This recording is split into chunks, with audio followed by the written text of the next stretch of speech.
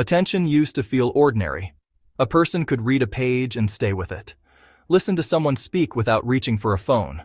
Walk through a quiet street and notice the world around them. Sit with a task long enough for the mind to settle into it. But today, attention feels fragile. We begin one thing and quickly drift to another. We open the phone for one reason and forget why we picked it up. We listen to someone while part of the mind is somewhere else.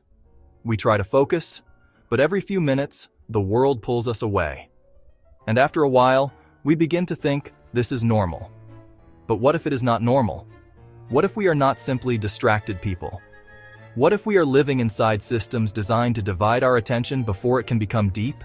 This is one of the most important lost human skills of modern life, the ability to pay attention. Not just to look, not just to hear, not just to consume information, but to truly attend. To give your mind fully to what is in front of you. To give another person the dignity of being heard. To give your work the focus it requires. To give your own life enough attention to understand what it is becoming. Because attention is not a small thing. Attention is the doorway to almost everything that matters. You cannot listen deeply without attention. You cannot think deeply without attention. You cannot love well without attention. You cannot create meaningful work without attention. You cannot notice beauty, pain, truth, or warning signs without attention. What you pay attention to slowly shapes who you become, and this is why the loss of attention is so serious. It is not only a productivity problem, it is a human problem. We often talk about distraction as if it is only about getting less work done. But distraction does more than reduce efficiency. It changes the quality of our presence. A distracted person may be in the room, but not truly there. They may hear words, but miss the feeling behind them. They may see their own life passing, but not fully experience it. This is the hidden cost.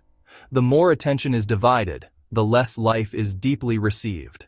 And modern life divides attention constantly. Notifications, messages, short videos, news alerts, emails, recommendations, background noise, open tabs, unfinished tasks, the pressure to respond, the fear of missing something. Everywhere we turn, something is asking, look here, click this, watch this, react now, do not leave, do not be still. The modern world does not simply ask for attention, it competes for it. And attention has become one of the most valuable resources on Earth. Companies build platforms around it. Algorithms study it. Advertisers purchase it. Creators chase it. Entire industries depend on capturing and holding it. So when a person says, "I cannot focus anymore," we should not always treat it as a personal failure. Sometimes it is the predictable result of living in an attention economy. Your mind is being pulled because there is profit in pulling it. That does not remove personal responsibility, but it does explain why the struggle feels so widespread. Many people are not weak. They are overstimulated. They are not lazy. They are mentally scattered. They are not incapable of focus. They are living in environments that make focus harder than it needs to be. And if we do not understand this, we may keep blaming ourselves while ignoring the conditions that are shaping us. But attention can be recovered. Not perfectly. Not instantly, but intentionally.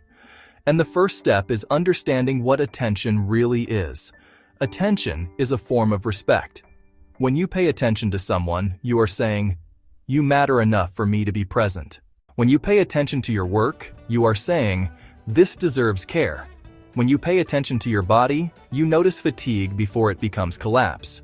When you pay attention to your emotions, you recognize patterns before they control you. When you pay attention to your life, you begin to see where it is actually going. This is why attention is deeply connected to wisdom.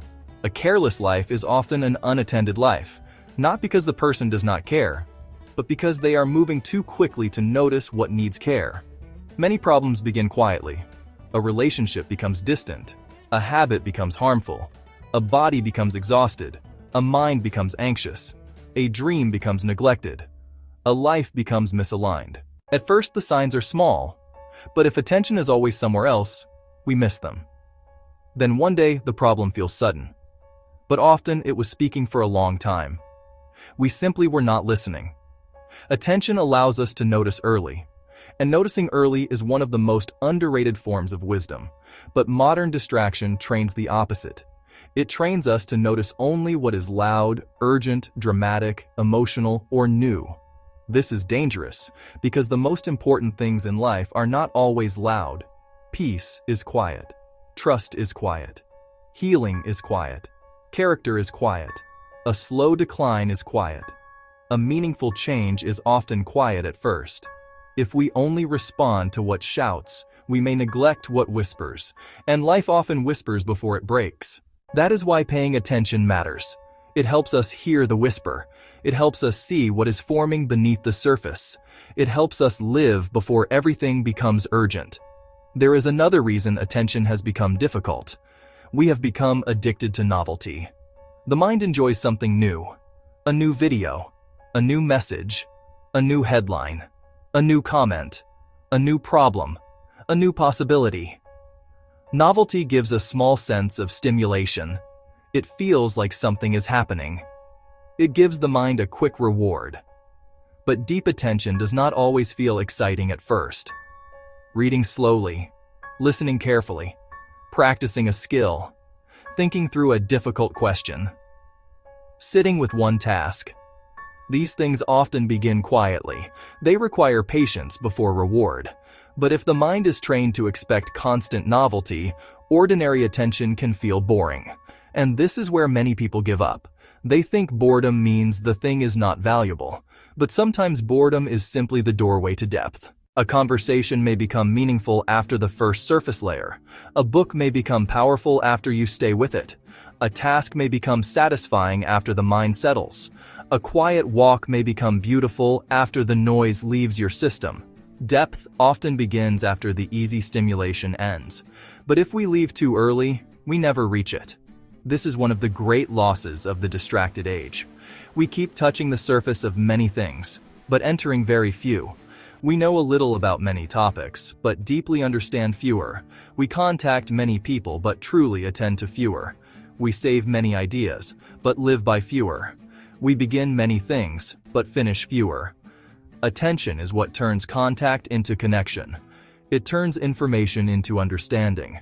It turns effort into mastery. It turns time into memory. It turns ordinary moments into lived experience. Without attention, life becomes blurry.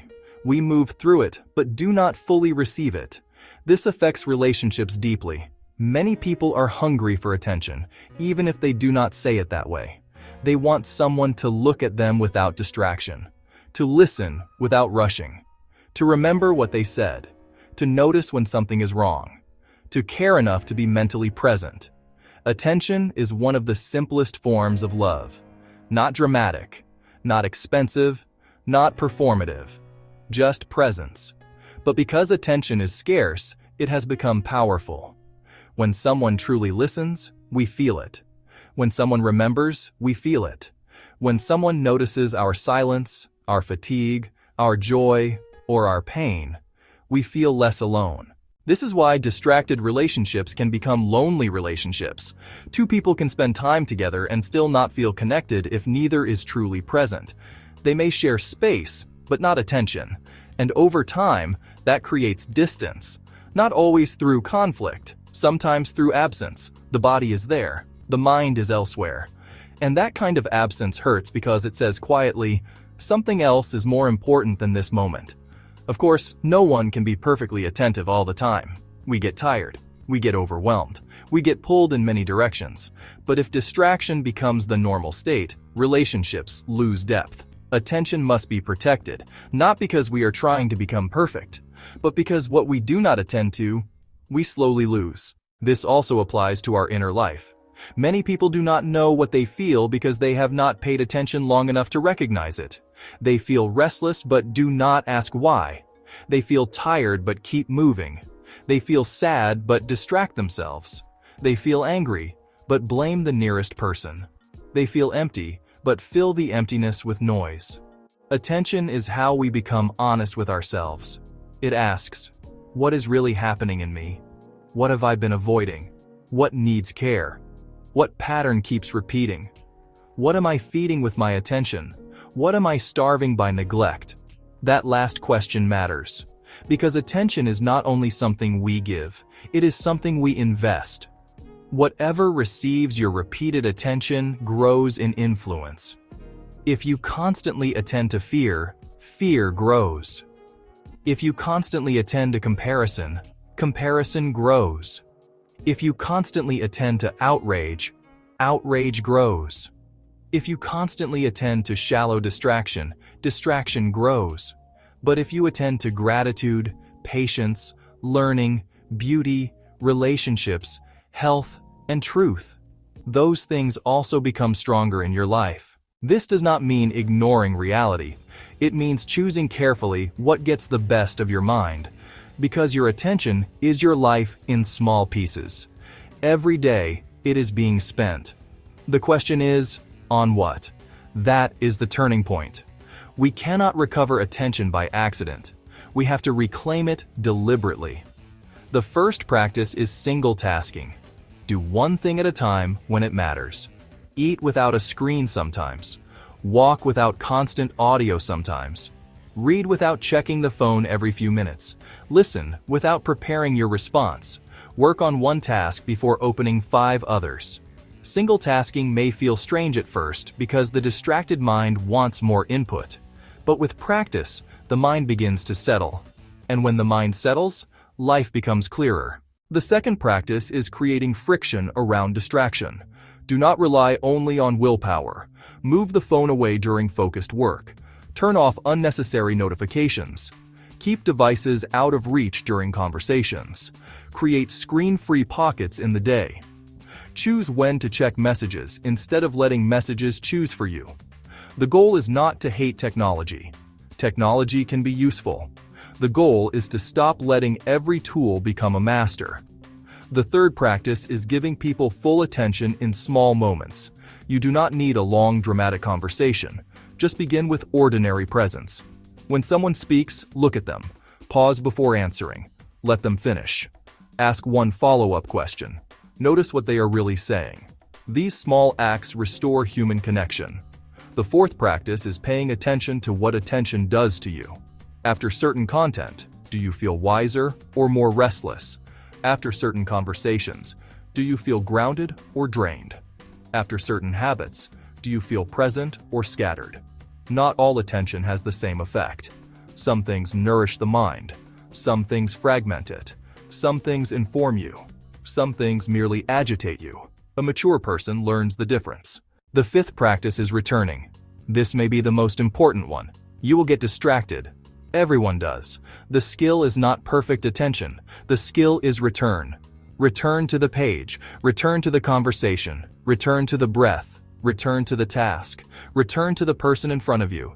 Return to the life you are actually living. Every return strengthens attention. So do not turn distraction into shame. Turn it into practice. Each time you notice your mind has wandered, you have already begun to wake up. That noticing is attention returning. And maybe this is what modern life needs most. People who can return. Return from noise. Return from reaction. Return from comparison. Return from constant stimulation. Return from the endless pull of everything else. Because if we cannot pay attention, we cannot fully live. We may consume life, but not inhabit it. We may record moments, but not feel them. We may answer people, but not hear them. We may stay busy, but not become wise. We may see everything, but notice almost nothing. Attention is how life becomes real to us. It is how love becomes visible, how beauty becomes available, how truth becomes recognizable, how wisdom begins. So the next time your attention is pulled in 10 directions, pause. Ask yourself, what deserves my mind right now? Not everything that asks for your attention deserves it. Not every alert is important. Not every headline is urgent.